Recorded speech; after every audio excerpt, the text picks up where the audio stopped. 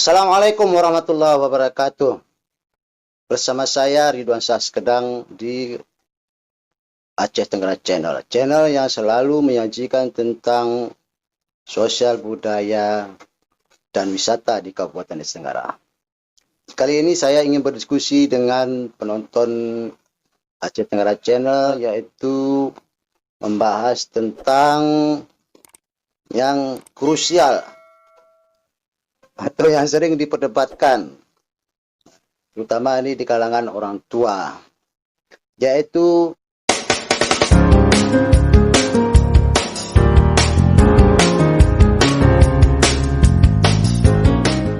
Mepaho dulu dan sekarang.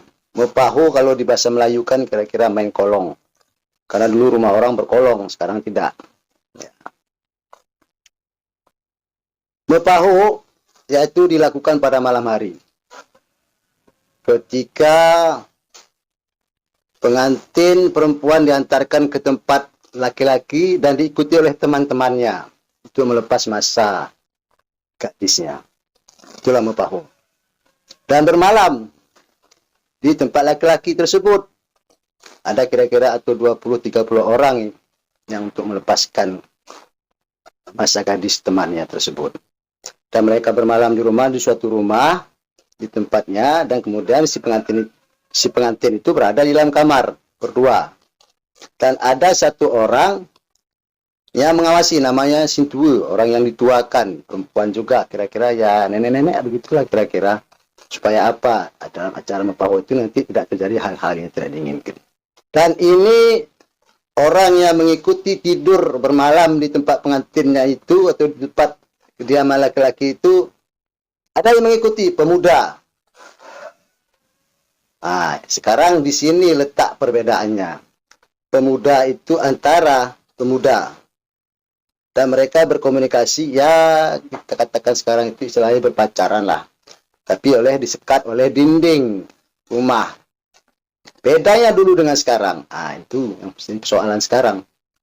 Dulu itu si pemuda di luar rumah hanya berbicara dengan gadis yang ada di dalam, itu hanya sekedar di celah-celah dinding atau di celah-celah jendela.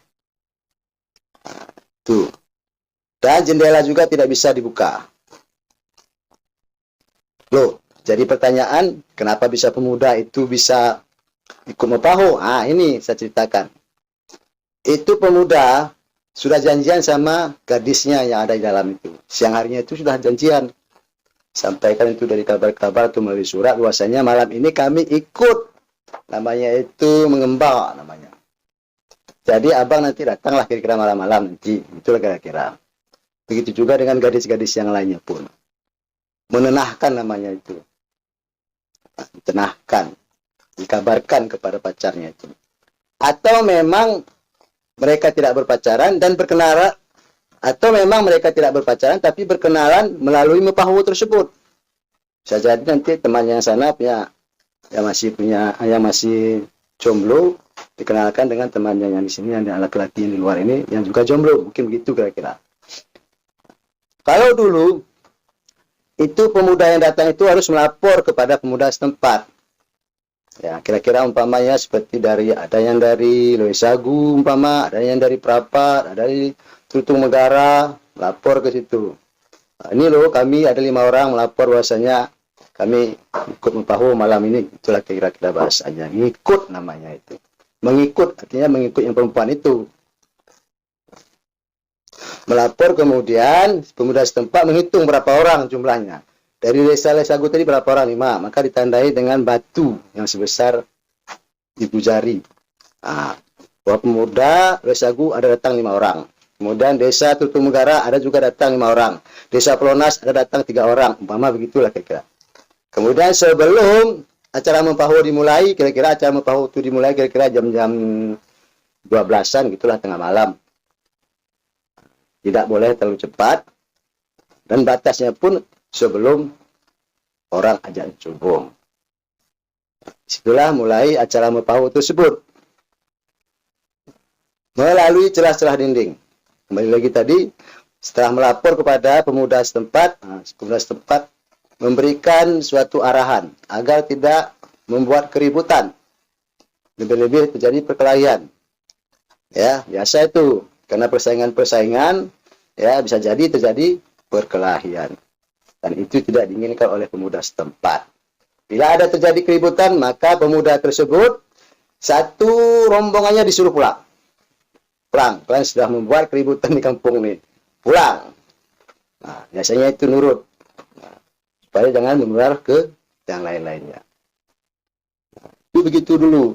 Kemudian acara mepahu dimulai berbisik-bisik. Ya, apa kira-kira ungkapan perasaannya, ya, apa isi hatinya, atau mungkin di situ janjian, atau mau bisa jadi di situ juga bisa terjadi janjian untuk berumah tangga segala macam lah. Sangat terbatas hanya dari ngomongnya itu, berbicaranya itu dari celah-celah dinding atau celah-celah jendela. Tidak bisa dibuka pintu, tidak bisa dibuka jendela.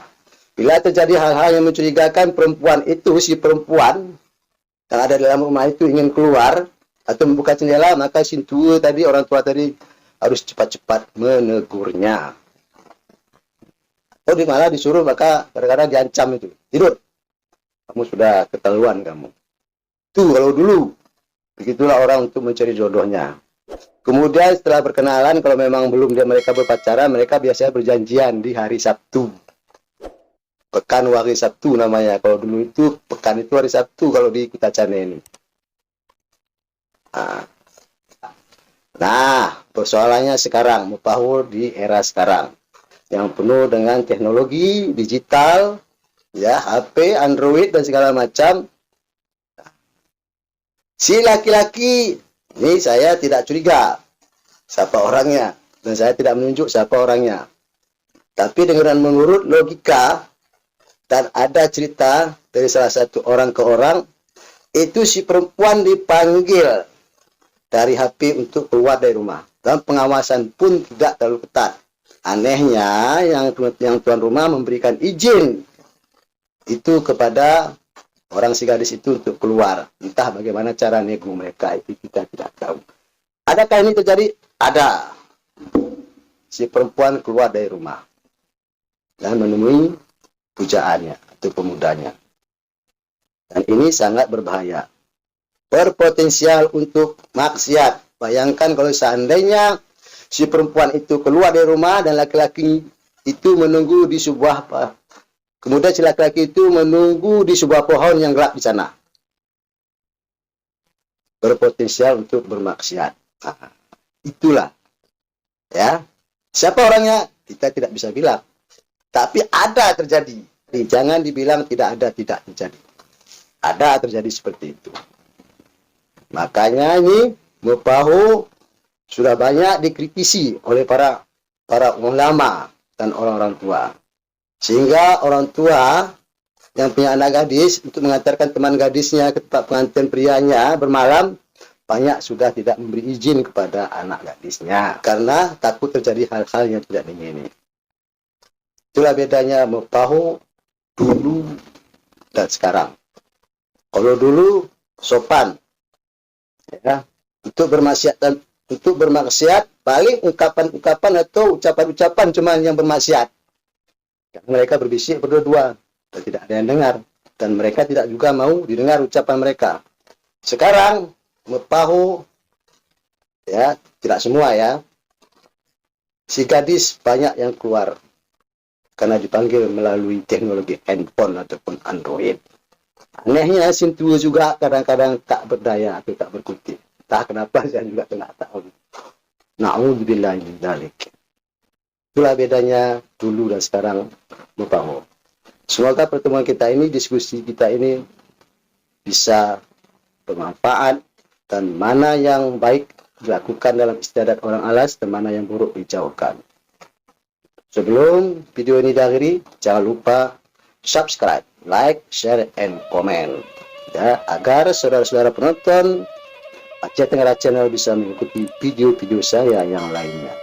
Lepas nyambat tadi nulihi, wabillahi taufiq wal hidayah. Wassalamualaikum warahmatullahi wabarakatuh.